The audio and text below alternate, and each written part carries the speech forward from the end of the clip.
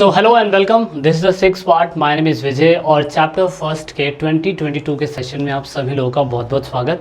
Class 12 की history हम पढ़ रहे हैं। हम ये वीडियो का 6 पार्ट है, यानी कि लेक्चर हमने इससे पहले 5 अटेंड कर लिए हैं और काफ़ी कुछ आपको उसमें सिखाने की कोशिश करी है। आई होप इस वीडियो को आप जब देख रहे होंगे, जब अपने वीडियो के सारे पार्ट वॉच आउट कर लिए होंगे।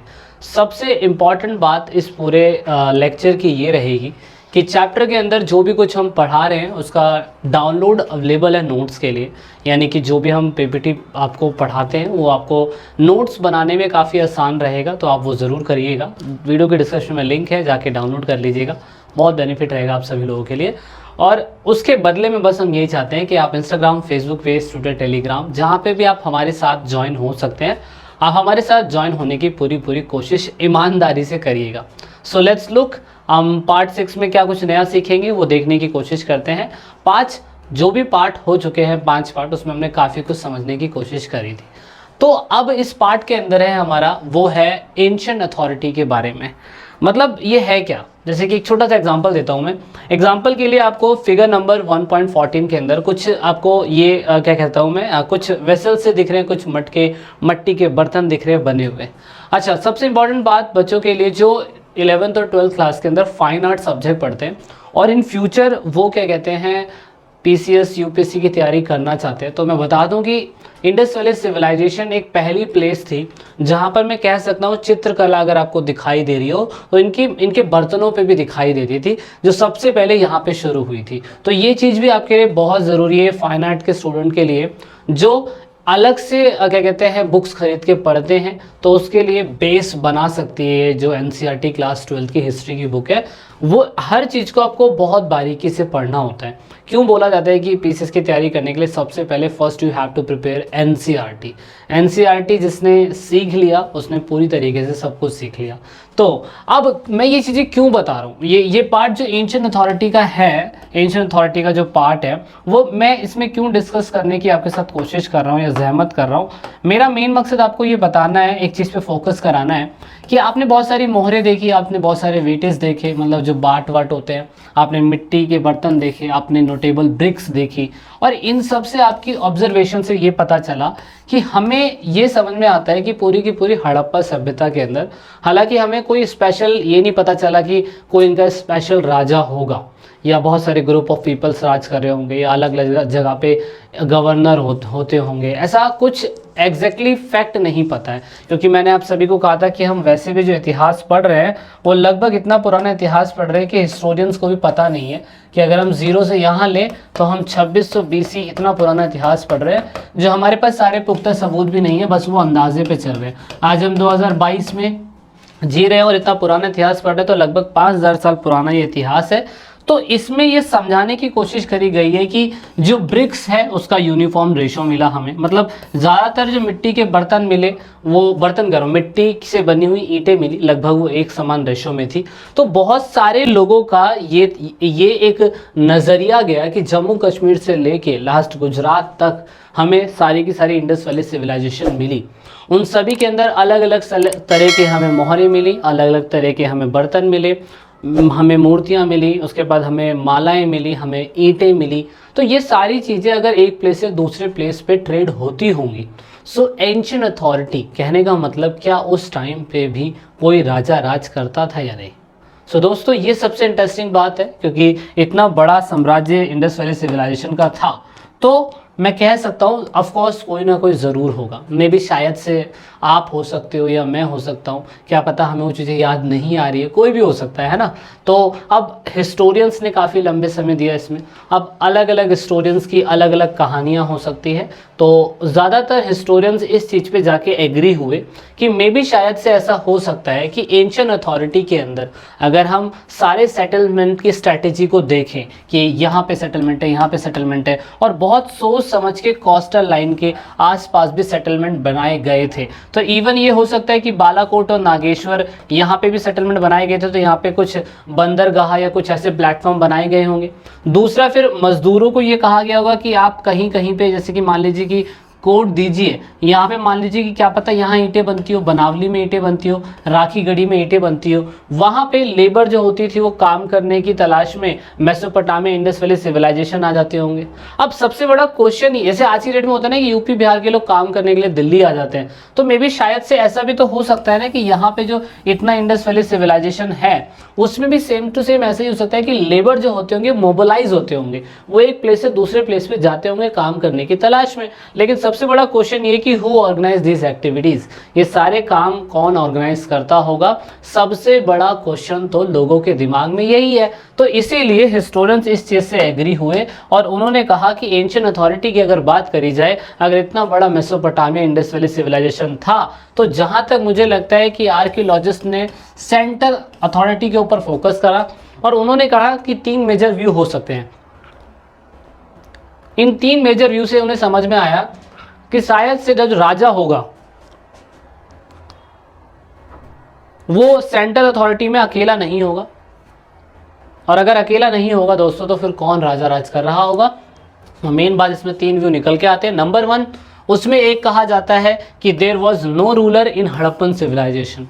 एक नंबर 1 कि पूरे हड़प्पन सिविलाइजेशन में या तो कोई रूलर था ही नहीं, जो मुझे लगता है कि ये थ्योरी नहीं हो सकती, लेकिन आपको आंसर में तो लिखनी पड़ेगी कि 3 मेजर व्यू आते हैं। कि एक थ्योरी में ये कहा जाता है, 1 सेकेंड, एक थ्योरी में ये कहा जाता है कि भाई कोई राजा नहीं हुआ होगा। दूसरा, एक थ्योरी में ये कहा जाता होगा मे बी शायद से सिंगल रूलर हुआ होता होगा बट सेवरल रूलर भी होते होंगे। There was no single ruler, मतलब जैसे कि मान लीजिए कि जैसे कि यहाँ पे मोहनजोदारो में एक रूलर होता होगा, हड़प्पा में एक रूलर होता होगा, सोमनाथ एक रूलर, यहाँ पे शोध को जो भी बालाकोट में एक रूलर, हर जगह पे अलग अलग रूलर हुआ करते होंगे, ऐसा कहा जाता है। दूसरा ये तो बोला जाता है कि यहाँ पे there was a single state, such complex decision were made by the implementation of collective and entire community. मतलब कहने का मतलब ऐसा हो सकता है कि अगर मान लीजिए कि इतना बड़ा इलाके में सेटलमेंट था और इतने बड़े इलाके में कोई भी डिसीजन लेना होता था तो मे भी शायद से कम्युनिटी गवर्नमेंट जो होती है, पूरी की पूरी एक कम्युनिटी जो होती है, वो सारे लोग मिलके डिसीजन ले सकते हैं, ऐसा भी देखा जा सकता है दोस्तों। तो इसीलिए 3 थ्योरी है। अब सिंगल रूलर स्टेट हो सकता है क्योंकि मान लो कि कोई राजा मोहनजोदारो के अंदर रहता हो और सारे राजा इसको बताते हों कि यहाँ ऐसा इतना व्यापार हुआ, वहाँ इतना व्यापार हुआ, और मोहनजोदारो से कोई राजा जो है वो दिखाने की कोशिश करता हो कि यही सबको डिसीजन मेकिंग बताएगा। आपने मोहनजोदारो मूवी देखी होगी तो उसमें सिंगल रूलर की बात करी गई है, उसके ड्रेसअप में, उसके पहनावे में ऐसा कुछ दिखाने की कोशिश करी गई है ना। तो ये सेंट्रल अथॉरिटी में मैं कह सकता हूँ कि 3 व्यू, नंबर 1 या तो कोई रूलर नहीं, नंबर 2 या तो अलग अलग जगह पे अलग अलग रूलर, नंबर 3 या तो सिंगल रूलर होगा और या तो सारे लोग मिलके डिसीजन लेते होंगे। सिंपल सा आपने 2 4 3 चीजें समझनी है, ठीक है। अब हमारे पास ना ये जो फाइन आर्ट के पढ़ने के लिए सबसे इंपॉर्टेंट चीज है वो ये है कि हड़प्पन साइट्स के अंदर बहुत सारे हमें क्या कहते हैं, ऑफकोर्स कब्रें मिली है, तो कब्रें मिली है तो ऑफकोर्स उनके साथ ऑर्नामेंट्स देखने को मिला है। हमें इससे ये अंदाजा लग जाता है क्लियर कट कि उस टाइम पीरियड पे हमें ट्रेस ऑफ कॉटन मिला है, कॉटन के ट्रेस मिले हैं, जिससे ये समझ में आता है कि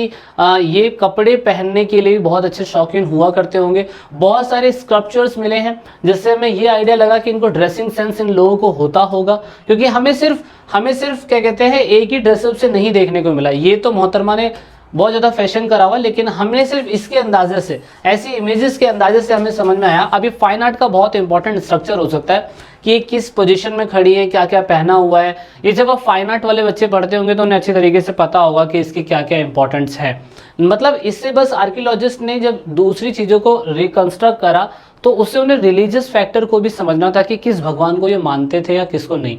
तो ऐसा मानने की कोशिश करी गई कि कोई मदर गॉडेस मानता था, क्योंकि पेड़ पौधे थे तो कहीं कहीं ऐसी इमेज मिली है कि किसी के पेट से पेड़ निकलता हुआ दिखाया गया। तो ऐसे ही दिखाने की कोशिश करी है कि शायद से वो हर किसी भगवान जो है वो पेड़ पौधों को जन्म देता होगा। तो ये इनके बिलीव्स हो सकते हैं, रिलीजियस फैक्टर। लेकिन क्योंकि हमें जब कब्रों से ये गहने मिले ऐसे ऐसे, तो हमें समझ में आया कि इनको कपड़ों का सेंस था, कॉटन मिला है तो ऑफकोर्स कॉटन पहनते होंगे। और ऑफकोर्स बहुत सारी हमें हड़प्पा सभ्यता की मूर्तियाँ मिली जिससे हमें स्टाइलिश के बारे में पता चला। इवन एग्जाम्पल के लिए मैं ऐसा पॉटर शिवा की मूर्ति दिखा सकता हूँ। ऐसे दिखाने की कोशिश करिए कि उस टाइम पे भी अच्छी वेट बनाई जाती थी, है ना। तो कुछ इसका इमेज बनाया गया। अब इससे ये समझ में आया कि इन बंदों को उस समय बहुत अच्छी कपड़ों की भी समझ थी और उसमें डिज़ाइनिंग भी ये लोग किया करते थे। क्यों प्राइस्ड किंग की हमें एक मूर्ति मिली थी, ये वाली सिर्फ एक ही मूर्ति मिली थी, जिससे हमें ये समझ में आया कि एक बंदा जो है घुटने पर एक हाथ टेके बैठा हुआ है और ऑफकोर्स इसको ये दिखाने की कोशिश करी गई कि ये बंदा जो है पूरी तरीके से सभी जगहों पे राजा ये हो सकता है। अब दूसरा एक हमें पोट्रा शिवा की एक इमेज मिली थी। ये यूपीएससी लेवल से बहुत इंपॉर्टेंट है, यूपीएससी लेवल से बहुत ही ज़्यादा इंपॉर्टेंट है, पीसीएस लेवल से भी बहुत ज़्यादा इंपॉर्टेंट ये वाली पार्ट है। इससे तो बहुत सारी चीज़ें पूछी जाती है कि पोट्रा शिवा है क्या, योगिक पोस्चर्स में कौन मिला इनको, इसमें कितने टाइप के जानवर देखने को मिले, इसमें इनको जो है किस किस तरीके से रिप्रेजेंट करा, है ना। अश्वमेघ बोला गया, अश्व मतलब जो पशुपति बोला गया वो बोला गया, तो ऐसे बहुत सारे नामों से इनको पुकारा गया और इसके ऊपर बहुत सारे क्वेश्चंस बनते हैं बच्चों। तो ये चीज़ ना आपको बहुत ही फोकस करके पढ़नी है ये वाली बात, तो ठीक है। तो इसके ऊपर आप अलग से कुछ पढ़ लीजिएगा, लेकिन मैं बस जो बताना चाह रहा था वो तो ये बताना चाह रहा था कि इनका जो रिलीजियस फैक्टर था वो ये भी मैटर करता है कि शायद से इनकी पूजा होती होगी और कुछ ऐसा ही इमेज जो है जो पोट्रा शिवा में मिला हमें ऐसा ही पिक्चर के अंदर भी दिखाने की कोशिश करी गई। दूसरा 2 इंपॉर्टेंट स्ट्रक्चर में हमें ये समझ में आया कि कालीबंगन और लोथल के अंदर हमें ये देखने को मिला कि उस टाइम पीरियड के अंदर जो सैक्रिफाइसेस फायर ऑल्टर होते थे, मतलब यज्ञ करने के लिए हमें ये कालीबंगन और लोथल में ऐसी जगह मिली जहाँ पे यज्ञ भी करा जाता था। और मोहनजोदारो में तो हमें ऑफकोर्स ये देखने को मिला कि वहाँ पे तो बहुत बड़ा ग्रेट बाथ टब था। इससे तो हमें ये समझ में आता था कि ऑफकोर्स ये किसी न किसी भगवान की पूजा करते होंगे, इसलिए रिचुअल्स करते होंगे। मूवी में भी कुछ ऐसा दिखाने की कोशिश करी गई है ना। अब कौन से भगवान की पूजा करते थे एग्जैक्टली तो किसी को नहीं पता, लेकिन ऑफकोर्स देवो देव महादेव सबसे बड़े सुप्रीम गॉड बोले जा रहे हैं। वो भी मे भी कोई और भी हो सकता है, अब हिंदुओं ने ढूंढा हो तो शायद से इसलिए वो शिव को ज़्यादा प्रमोट कर रहे हो, है ना। लास्ट पार्ट जो है इस वीडियो का वो यही है कि इंडस वैली सिविलाइजेशन के लोग कैसे आए कैसे गए किसी को नहीं पता है। बहुत सारे इसमें रीज़न बताए जाते हैं, मे बी शायद से मैं एक और रीज़न इसमें ऐड कर सकता हूँ। कॉलेज के लेवल पे तो बहुत सारे ऐड कर सकते हैं। नंबर 1 क्लाइमेट चेंज होना, जो ऑफकोर्स आज भी होता है। डिफॉरेस्टेशन होना, ऑफकोर्स वनों की कटाई आज भी हो रही है। अत्यधिक बाढ़ आ जाना, मूवी के अंदर बाढ़ आ जाना का दिखाया है सिस्टम कि किस तरीके से सिंधु नदी के अंदर बहुत तगड़ी बाढ़ आ गई थी और गंगा नदी बनी थी, ये दिखाया हुआ है। ओवर यूज ऑफ लैंड, ज़मीन का बहुत अत्यधिक इस्तेमाल होना, ये आज भी हो रहा है। उसके बाद आर्यंस का आक्रमण होना। दोस्तों ये वाला पार्ट जो है ये आप जब अलग से कुछ पढ़ेंगे तो आपको पोस्ट वैदिक पीरियड के बारे में इसमें जानने को मिलेगा। ये वाली हिस्ट्री जो आर्यंस का आक्रमण है ये आपको ना तो 11th में देखने को मिलेगी ना 12th में देखने को मिलेगी। जब हिस्ट्री का आप अलग से कोई पार्ट पढ़ेंगे, जब इंडस वैली सिविलाइजेशन के बाद आर्यन की हिस्ट्री पढ़ेंगे, वैदिक की हिस्ट्री पढ़ेंगे, पोस्ट वैदिक पढ़ेंगे, उसके बाद जाके ये आपका ऋग्वेद, समवेद, अर्थवेद सब आएगा।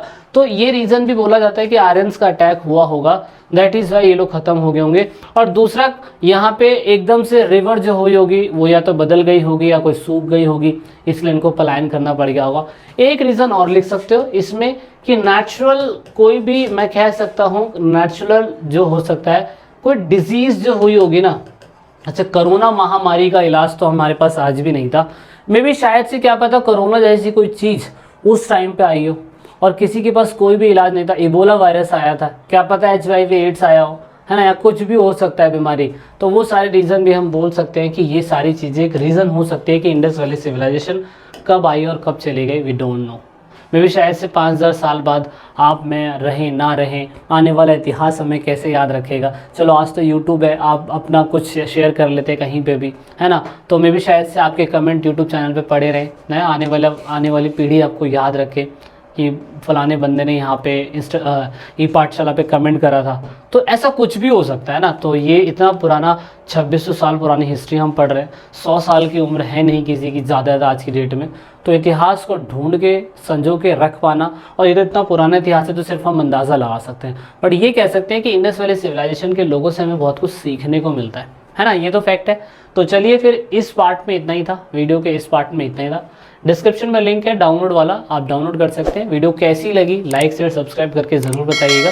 वीडियो के अगले पार्ट में जल्दी ही मिलेंगे, जब तक के लिए जय हिंद, जय भारत, वंदे मातरम, भारत माता की जय। This is it in this video.